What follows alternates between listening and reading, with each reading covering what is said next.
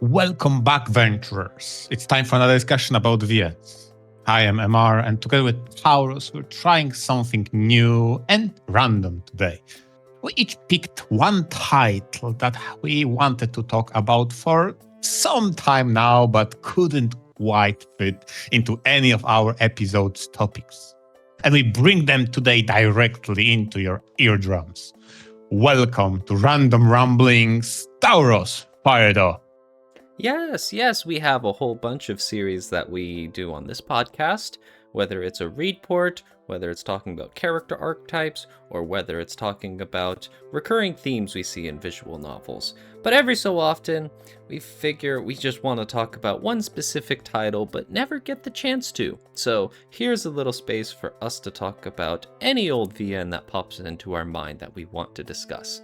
And for this, I can start things off with the classic Kamaitachi no Yoru, or known in the West, I suppose, Banshee's Last Cry. This is one of the first sound novels released by Chunsoft in 1994, and it is a classic, a very influential and foundational aspect of visual novels that is very popular in Japan and yet doesn't have much fame or recognition in the West. The plot of this title is that a group of travelers are staying at a lodge in a snowy mountain. Unfortunately, it's a rough blizzard outside, so they're effectively trapped, but a murder note is left for everyone to read, claiming that there will be a death at midnight. Well, so these group of strangers must now try to unearth the truth, all while staying alive themselves and wondering who among them could be the killer. It's a murder mystery title, and despite being released in 1994, it has a lot of interesting aspects in it that would look commonplace, to modern visual novel readers, but at the time, these were some very intriguing ideas.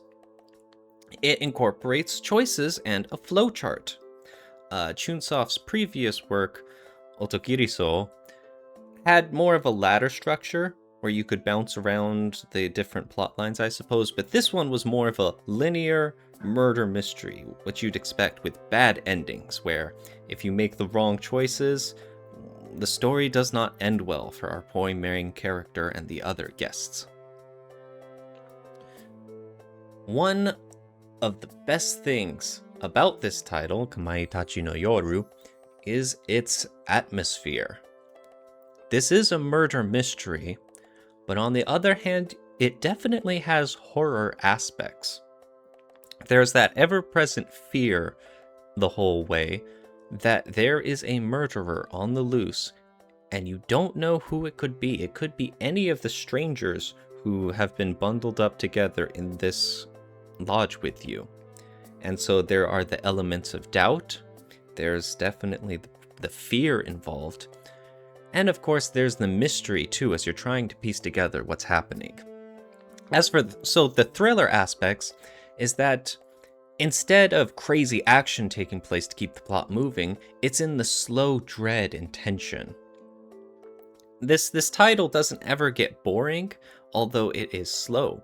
And that's because it does a great job of layering that fear, of slowly giving you more info, slowly hoping that the characters are making progress, even while their future doesn't look bleak. No, sorry, their future doesn't look good. They have a bleak future in store for them, as you'll find out. The way you describe it is very interesting because a lot of points that you make resemble a horror story that forgoes shock value and jump scares in place of planting the idea of horrific things into the reader's mind. So you kinda are fearing your own imagination. Absolutely.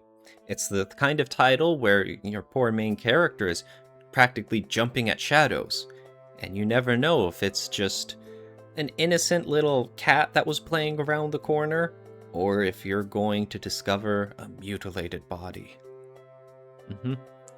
one cool aspect about it too is that there are hints of supernatural elements. There's a few clues that you discover along the way that everyone wonders, oh my god, how could this have possibly happened? No human could have done this in this time frame or whatever. Could this possibly be the workings of the local legend, the Kamaitachi? Kamaitachi is a Japanese yokai, which is pretty much a weasel with a sickle, a scythe sort of hand tool that'll cut up your shins when you're not looking as you're walking through the tall grass. And there are elements of it where you're not sure, obviously that can't be real. That's all supernatural stuff. But I wonder, could it possibly? And I always love it whenever visual novels, entertain these sorts of supernatural aspects. It never turns into sci-fi or fantasy land, but there's always the hintings of it. And by the end, you're always still wondering, are we firmly realistic, or are we seriously entertaining some of that wild stuff as possible reality? Honestly, I am always impressed when someone takes that spin to the supernatural, but does it in a subtle way, not like super overt, everything is magical, etc., but just enough subtlety that rattles your understanding and reasoning. Because it plays into that fear. It's the fear of the unknown, not just the fear of an unknown assailant who's going around killing people, but that fear of, are we even dealing with a human? Are we maybe dealing with a yokai? I don't know. It could be one or the other. And it's just, again, that mystery, that ever-present fear in the back of your head as you're reading the text the whole time. One of the most unique aspects about this title is that the backgrounds were all taken as real-life photographs at a lodge up in the snowy mountains. And, that contrasted with all sorts of, anime-style illustrations and backgrounds they did back in the day, especially for Chunsoft's earlier sound novel, Otokiriso. And to complement this, the characters are all shown in these, backgrounds as blue silhouettes. There's just enough detail to them to where you can differentiate the types of people, but they still have their own distinguishing characteristics, like their build or their hairstyle or the clothes they're wearing. Chunsoft mentioned that this was very difficult. It was more work than they imagined it was going to be, as they realized the troubles in communicating this to the player. But it was still kind of necessary, because this VN has a pretty large cast, and you still need to show like all of the rooms being full, or the layout of some important scenes in a physical manner. You can't just have it blank and just let the text entirely communicate it. That wouldn't really work out. So instead you get this classic style of the blue tinted silhouettes that has existed for Kamaitachi no Yoru the whole time. And so this was a roaring success for Chunsoft. Very popular, sold tons of copies. Like I mentioned, it was extremely influential towards all sorts of future sound novels and the visual novel industry as a whole. And so, ever since 1994, there's been several re-releases and ports and whatnot. Include ports to mobile devices, ports to PC, ports to consoles. There was a 3D remake on the PlayStation 3 and Vita. However, the only time we got an official English release of this famous title was in 2014, when it was released on mobile as Banshee's Last Cry. And if I understand correctly, those are the screenshots with the quote-unquote proper sprites that we see in the background. No, not at all. Oh. Off the top of my head, I don't remember too much, but it was mostly similar. Well, for one thing, being on mobile at the time meant it had to fit the vertical layout instead of the square or horizontal kind of layouts that you would see in either the classics or nowadays when playing on desktop. I think it still had the blue silhouettes, But it was pretty visually, I think it still kept itself similar to the original. However, Mhm. I mentioned that the title was Banshee's Last Cry, and as such, the entire script was, what people would call it localized, where it was changed from taking place in Japan to taking place in a lodge in Canada. Oh god. And so all of the characters were Americanized in different, respective character archetypes and names and whatnot. Wait a minute. Instead of that yokai, did you fear the Sasquatch or what? Banshee. A banshee is, I believe, an Irish mythological creature, something that has a monster that has a shrieking voice that's capable of, causing immense physical damage just through the slicing winds. And so I think it was a bit of a stretch to say that, it's the banshee's cry that slices things up like that instead of a weasel with a sickle. And it actually mostly comes across the same, so it works out close enough. The rationale from the translator was that it's very difficult to consider a weasel as a symbol of horror. Like, Okay. here we are in this, in this abandoned, snowy lodge where there's a murder on the loose, and oh no, could this be the work of the weasel spirit with a scythe? He's like, I don't think this is gonna communicate to the Western. Okay, saying that out loud, I understand why it doesn't land. If you consider who is the murderer? Is it a human capable of murdering people? Or worse yet, a weasel? Yeah. I know, it's one of those things that it's just like, okay, well, you gotta be aware of the Japanese customs and the culture and all that. And it's like, on the one hand, yes. On the other hand, it's still a big ask. So, I mean, from there, it kind of follows that you have to localize the whole script. And so that's where we get all the name changes, location changes, settings, and all of that. Which is its own argument in itself. There's definitely something to be argued that you have an absolute classic for the Japanese sound novel, visual novel industry getting massacred into this westernized, Americanized script. And it's like, well, okay. To be honest, that's a valid point. On the other hand, you do also have to consider who you're marketing this to, and kind of dropping this on mobile without any real history or explanation or hype about how it's such a Japanese cult classic. It's like, okay, well, I guess this is only appealing to a very small niche of fans. Especially back in, when this was released in 2014? Mm-hmm. So, I feel like it's a bit of a rock and a hard place. Regardless... fair enough. Oh, yeah, well, what are your thoughts? Although, listen, the way you describe it, especially given the time frame when it was developed, is super smart because, okay, when dealing with limited assets, even taking some silhouettes that sell the idea and having that minimal approach only reinforces the horror and murder mystery of this title. The more I look into the screens that run in the background, the more I think like, damn, that's playing really smart with the marrying aesthetic with the themes. Mm-hmm. I'm trying to compare that with the last few that you put there that are modernized. It doesn't seem the same, right? Mm-hmm. Because on the one hand, if you have silhouettes, you don't get any of the expressions out of it. You don't get to see how they're reacting. You also don't really get their appearances and how they look, and so it kind of dehumanizes the whole aspect. But on the other hand, that's where the writing must then come into play.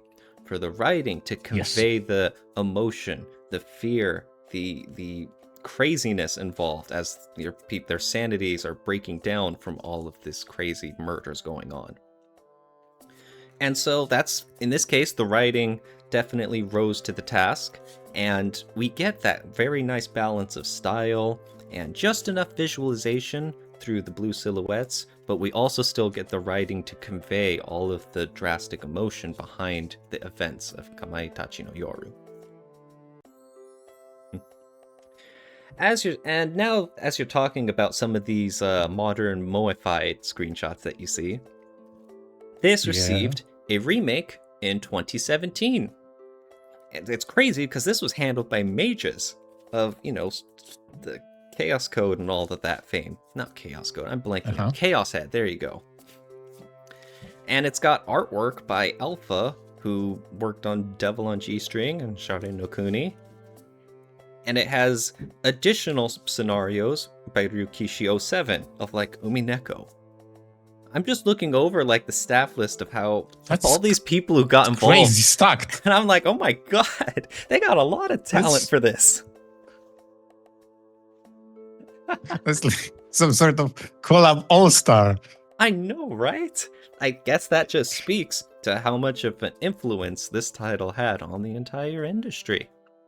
And yes, as you can see from the backgrounds, it's very modernized in many ways, to the point where you would see it as a modern visual novel of typical backgrounds and drawn CGs, as well as all of the modern quality of life features you would expect out of a modern visual novel. And lastly, I do have to say one more thing that Kamaitachi no Yoru is known for, and that is the 2025 Street Fighter 6 collaboration. Oh. Yes, fighting game Street Fighter 6 had a limited time event featuring this VN, with plenty of customizable items like avatars and stages and skins, alongside a side story visual novel. It mirrored the original's premise, where you had a group of people trapped on a snowy mountain lodge, and now there's a killer on the loose. And what's funny enough is that this little side story has its own VNDB entry. It is classified as a visual novel within the Street Fighter 6 game, because yes, it's got text, narration, and a focus on the plot, even though there are fighting game elements in this side story. That's not the focus, so here we are. That's a proper visual novel. I fear that I would open a huge tangent, but I'll keep it brief for the sake of time. That's an interesting approach to classify subset of a game as a VN. Yeah, well, I don't think you have any room to talk, Mr. Blaze Blue fan. True. That's fair enough. It's amusing to hear that. Yes, you are true, though. That's very silly to think What's that next? we have a VN within a game. Yeah, but imagine you have an RPG that just so happened that the last chapter is played in a VN style. What do you put? Chapter 7 VN on VNDB? What? Who knows? That's a problem for them, not for me. But yes, Kamaitachi no Yoru, or known in the West as Banshee's Last Cry, is a hugely influential work that laid the groundwork for all sorts of sound novels and visual novels, even today. I've always wanted to talk about it a little, but never really found the chance, so here we are with a very brief overview of the series. Well, I guess you could say of the title. Given our luck, when it comes to topics, in 2 weeks we'll make a topics like VN Classics. Yeah, we don't have the best scheduling with coming up with ideas. We tend to talk about things, and then the next week you're like, hey, wait a second, I just thought of something. And it's like, oh, I wish we could go back in time and... well. Yeah, it happens often. And we end our recordings and think, wait, that would make for a good topic now that I think about it. Well, MR, what do you have to bring to the table? I know I went into a trip to the past with a classic title like this, but what have you got for us on a completely different note?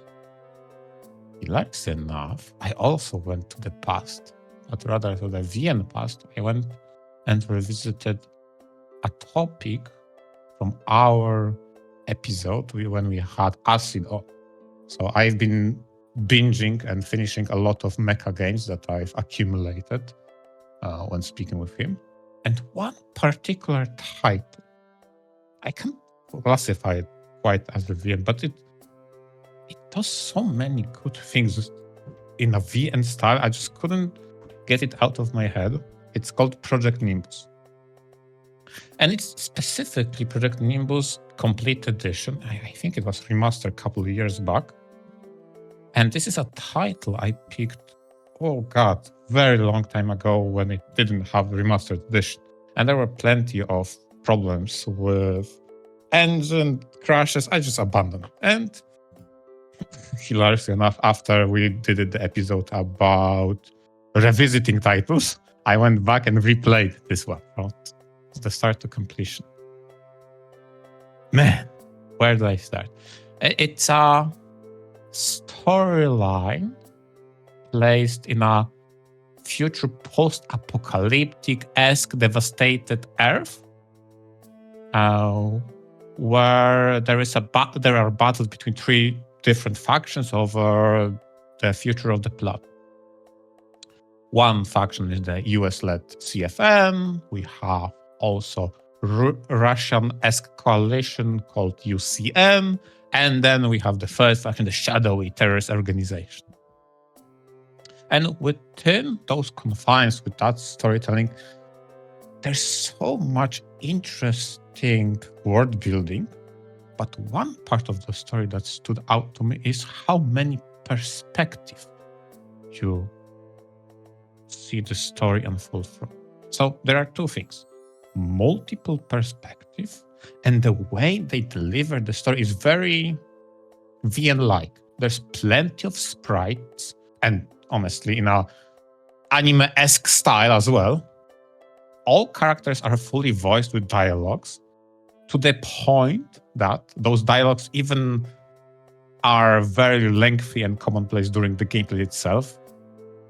And a few times I had screamed at my monitor saying, "Woman, just calm down. I'm dodging missiles right now. Not now. Don't drop huge things, huge world building in this particular moment. Calm down." Just like Love, huh? Interesting. Yeah, kind of like, yeah, that's true. That's true. Just calm down. Not now. I feel like one aspect that is oftentimes brought when it comes to wartime stories is death, destruction, and trauma that comes from it. And this title in particular goes into those topics in such a phenomenal way. It's very hard to describe, and I'll try to avoid spoilers to the best of my ability. But ultimately, you, the player, due to the fact you see so many perspectives. Most importantly, if I can classify them as main characters, honestly, you have the perspective of Captain William. It's the School One designator as a representative of a mercenary group called Mithril. And this is a closely mercenary group aligned with the USA faction. On the flip side, from the other side, you follow adventures of Colonel Anday, which is one of the ace pilots from the Russia coalition. And each of them have their own sidekick. In case of Mithril, it's Mirai Iwata, and she's important because she has the surname. And on the flip side, you had the Yuliana Alexandrova, who follows Colonel Anday. And through those, I think those are the four main characters, if I were to define them. There's plenty more. I remember fondly the Squadron Akula, and a few missions from their perspective. You follow through those two main group of main characters out on the front, and it starts very innocently enough. We have some truce, there's no fighting going on, but maybe some incident happens, something escalates. Then the front is the war are declared. There is a front line established, and you see slowly ramps up. And throughout that adventure, you anticipate that. You as the reader, as a player, as someone who actively participates, reads what is going on, what is the world about, as well as what is going on. You anticipate there will be clash between your two groups. And tame those moments when you are playing one faction and you're fighting the ones that you had previously read just now, just hits differently. Oh. When the grief that comes from losing a battle precipitates, and you grieve like, oh my god, we lost that one guy I really cared for. Yeah, but you did that. You, the player, did that. Obviously playing from a different perspective, but you did that. Yeah, so there's two. Like, so there's a shifting main character. I guess you could say shifting perspective of the main character. And so you're following two groups, two factions who are on different sides, and every so often you engage each other in combat.